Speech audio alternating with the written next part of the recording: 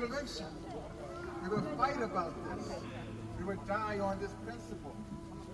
As we get into Congress, we're going to bring up this issue. We're going to talk about this issue and bring forth real change.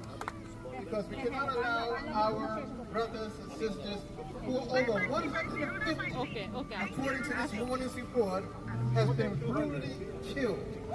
That's not even talking about the numbers who have been injured, who is on critical lists right now. We're talking about trying to shut down our country. Yes, I'm claiming Bangladesh as my country. So therefore, we're going to continue to fight. No one is going to stop us. And we're going to bring forth this story and this narrative until freedom and justice and equality is done. My name is Dr. B. Issa White, United States Congress, your representative. Thank you.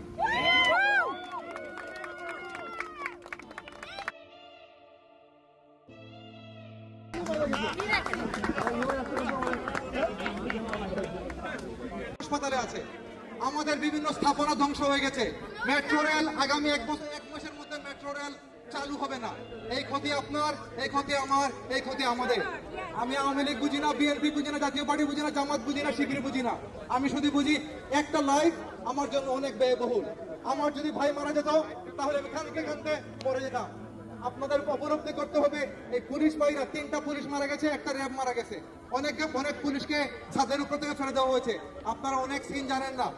আমার 148 বলেন, 133 বলেন, যে ছোট ছোট ভাইরা মারা গেছে এদের বয়স 17 থেকে 22, এদের বয়স 17। মিশিগানে, এলএতে বিভিন্ন জায়গায় এরকম ডেমনস্ট্রেশন হয়ে গেছে। আমাদের শহরে যদি আমরা এটা না করতে পারতাম তাহলে আমরা লজ্জায় মরে যেতাম। এখানে সংখ্যা যদি 50ও হয়, এটা আমাদের শহরে একটা রিপ্রেজেন্টেটিভ। আমাদের বিভিন্ন শহরে একাধিকবার ডেমনস্ট্রেশন হচ্ছে। আজকে সকালে আমাকে বলেছেন জুয়েল ভাই এটা বন্ধ করে দেন। আমার এটা বন্ধ করা সম্ভব না, কারণ 130টা ছেলের রুহের মাগফিরাত করতে হবে, এদের জন্য দোয়া করতে হবে। এরা আমার ভাই, আপনার ভাই, আমাদের ভাই। এই পুলিশ ভাইরাও আমার চাচা, মামা, খালা, ভাই বোন। এই পুলিশ ভাইরা, এই র্যাব ভাইরা আমাদের পুলিশ ভাই, এই বিডিআররা।